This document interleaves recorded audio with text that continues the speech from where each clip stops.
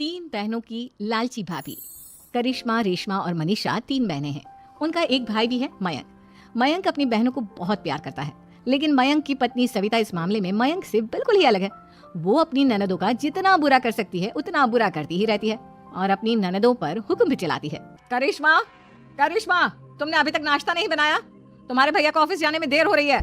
हाँ भाभी, बस अभी बनाती हूँ। करिश्मा, तुम ये ढीलापन छोड़ दो। कल को पराये घर जाना है। वहाँ अगर तुम इस तरह से काम करोगी तो लोग क्या कहेंगे कि माँ ने और भाभी ने कुछ सिखाया नहीं। और तुम्हारी दोनों बहनें कहाँ हैं? अब रेशमा मार्केट गई है और मनीषा सो रही है। क्या? सुबह के 8 बज रहे हैं और ये महारानी अभी भी सो रही है? ये कहते हुए सविता अपनी सास दुर्गा देवी के पास जाती है। माँ जी, देख रही हो अपनी बेटियों के तौर तरीके? क्या हुआ बहू, सुबह सुबह क्या कर दिया मेरी बेटियों ने? अरे एक तो अभी अभी उठकर किचन में गई है, दूसरी सुबह सुबह बाहर चली गई और तीसरी अभी तक सो रही है। क्या करूं मैं इन तीनों का, मैं तो परेशान हो गई हूँ। जा जाकर उठा उसे और रेशमा से मैं बात करती हूँ। सविता सीधा मनीषा के कमरे में जाती है और उससे कहती है, महारानी जल्दी उठो, सूरज सर पर आ गया है। भाभी थोड़ी देर और सोने दो ना, मैं रात को लेट सोई थी। वो क्या ना, यूनिट टेस्ट चल रहे हैं। शराफत से उठती है या नहीं, या फिर पानी की भरी बाल्टी डालूं तेरे ऊपर? नहीं नहीं भाभी, मुझे बिस्तर में नहीं नहाना, उठती हूँ मैं। मनीषा जल्दी से उठकर बाथरूम में चली जाती है। सभी आराम से बैठकर नाश्ता कर रहे होते हैं कि तभी रेशमा बाजार से हाथ में सामान लिए आ जाती है। रेशमा को देखते ही सविता उस पर बरस पड़ती है। लो, आ गई महारानी। ऐसा भी क्या सामान लाना था जो सुबह आंख मलते ही बाजार की तरफ रवाना हो गई? भाभी, कल आप ही तो चीख रही थी कि घर का सारा सामान मुझे ही लाना पड़ता है, घर में किसी को भी किसी काम से कोई लेना देना नहीं है। अब मैं बाजार जाकर सामान ले आई तो आपको इस बात से भी तकलीफ हो रही है? देख रही हो माँ जी, अपनी बेटी की जुबान कैंची से भी तेज चलती है। और मयंक, आप तो कुछ कहेंगे नहीं अपनी लाडली बहन को। रेशमा, अपनी भाभी से ऐसे बात नहीं करते, चलो माफी मांगो। भैया, मैं क्यों माफी मांगू? आप भाभी से बोलिए ना कि हम पर कम हुक्म चलाया करे। हम इस घर की बेटियां हैं और आपकी पत्नी की ननद है, नौकरानी नहीं। लो कर लो बात, इनकी भलाई के लिए कुछ भी बोलो तो इन्हें बुरा लग जाता है। इस घर में यही इज्जत है मेरी। देख लो माँ जी, आपकी बेटी किस लहजे में मुझसे बात कर रही है। सविता वहाँ से चली जाती है। मयंक को बहुत गुस्सा आता है, वो भी वहाँ से चला जाता है। फिर करिश्मा रेशमा को समझाती है, रेशमा, तुम्हें भाभी से माफी मांग लेनी चाहिए थी ना। लेकिन दीदी, मैंने कुछ किया ही नहीं, तो मैं माफी क्यों मांगू? हाँ करिश्मा दीदी, रेशमा दीदी जैसी ही घर में आई भाभी ही उन पर चिल्ला रही थी। हाँ, मैं मानती हूँ कि गलती भाभी की थी। मैं तो इसलिए बोल रही हूँ कि भाभी ने माँ को तो पूरी तरह अपने वश में कर लिया है। वो हमारी बात सुनती ही नहीं। मयंक भैया हमारे लिए हमेशा खड़े रहते हैं, इसलिए उनकी बात का मान तो तुम्हें रखना चाहिए था ना। कोई फायदा नहीं दीदी, कुछ दिनों की बात और है, भाभी उन्हें भी हमारे खिलाफ भड़का देंगी। फिर वो भी माँ की तरह हमारी किसी बात का विश्वास नहीं करेंगे। इसी तरह सविता अपनी तीनों ननदों को किसी न किसी बात पर परेशान करती रहती थी। एक दिन मयंक अपनी तीनों बहनों के लिए गिफ्ट लाया। करिश्मा, ये तुम्हारे लिए हार का सेट। रेशमा, तुम्हारे लिए सुंदर सी ड्रेस। और मनीषा, तुम्हें किताबें पसंद है ना, तुम्हारे लिए किताबें लाया हूँ। थैंक यू भैया। थैंक यू भैया, थैंक यू भैया। करिश्मा, तुम्हारा नेकलेस कितना सुंदर है, ये भैया कहाँ से ले आए होंगे? मैंने भैया को 3 दिन पहले फोन पर ये डिजाइन दिखाया था और आज भैया ये ले आए। सविता तो अपनी ननदों के गिफ्ट्स देखकर जल गई और करिश्मा का नेकलेस तो उसे भी बहुत पसंद आया था। अपनी बहनों के लिए कितना अच्छा नेकलेस लेकर आए हैं, मुझे कभी कोई गिफ्ट नहीं दिया।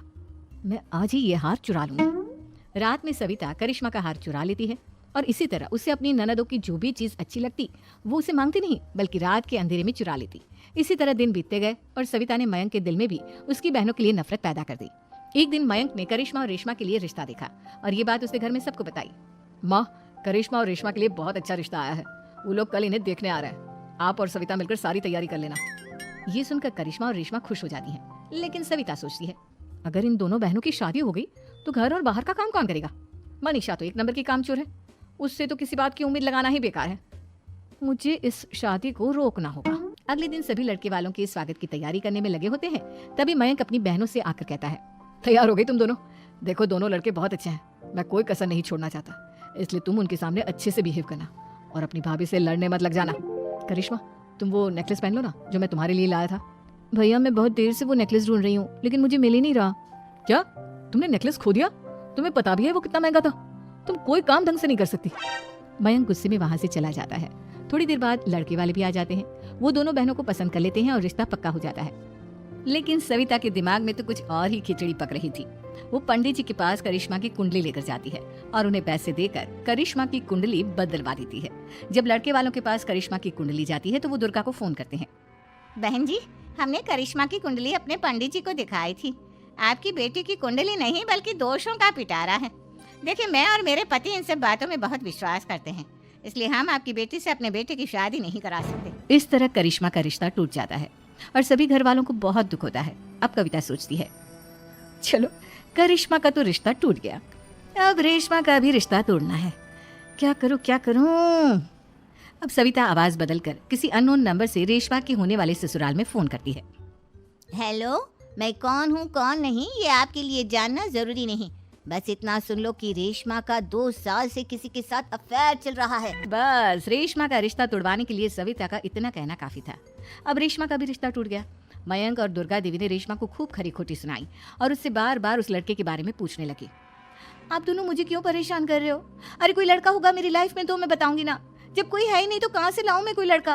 तो तेरे होने वाले ससुराल वालों को फोन किसने किया था? माँ मैं नहीं जानती किसने फोन किया था, मैं सच कह रही हूँ। मैं तो पहले ही कह रही थी इसकी लगाम खींच कर रखो, लेकिन मेरी सुनता ही कौन है?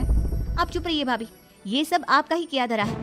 अब तीनों बहनों को विश्वास हो जाता है कि ये सब उनकी भाभी ही कर रही है। तीनों बहनें अपनी भाभी को सबक सिखाने के लिए एक वकील कर लेती है और घर में हिस्सा मांगना। देखो भैया, माँ बाप की जायदाद में जितना बेटों का हक होता है उतना ही बेटियों का, इसलिए इस घर के 4 हिस्से होंगे और हमें अपना हिस्सा चाहिए।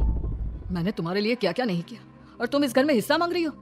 भैया, आप और माँ हम बहनों की कोई बात नहीं सुनते हो और भाभी हमारी शादी नहीं होने देगी क्योंकि उन्हें लगता है कि आप हमारी शादी में ज्यादा पैसा लगाओगे और उन्हें हम जैसी फ्री की नौकरानी कहाँ मिलेगी। तो हम भाभी के साथ तो रह नहीं सकते, हम बहनों को अपना हिस्सा चाहिए। अरे तुम्हें शर्म आनी चाहिए अपनी भाभी पर ऐसा इल्जाम लगाते हुए, वो तुम्हारे बारे में कितना सोचती है। हाँ माँ, भाभी हमारे बारे में बहुत सोचती है, दिन रात बस यही सोचती रहती है कि किस तरह से अपनी तीनों ननदों को परेशान करूं और कभी मुझे पढ़ने भी नहीं देती। दोनों बहनों का रिश्ता भी तो इन्होंने ही तोड़वाया है और रात में हमारे कमरे में आकर हमारी चीजें भी चुराती हैं। इसी तरह सविता की तीनों ननदें अपनी बात पर अड़ी रही। अब कोर्ट में तारीख भी शुरू हो गई। जब सविता को लगा कि उसकी तीनों ननद इतनी आसानी से नहीं मानने वाली, तो उसने अपने पति और सास को सारी सच्चाई बता दी और अपनी तीनों ननद से माफी मांगी। मयंक और दुर्गा को भी अपनी गलती का एहसास हो गया। अब सविता खुद करिश्मा और रेशमा के लिए अच्छा रिश्ता ढूंढती है और उनकी शादी करवाती है।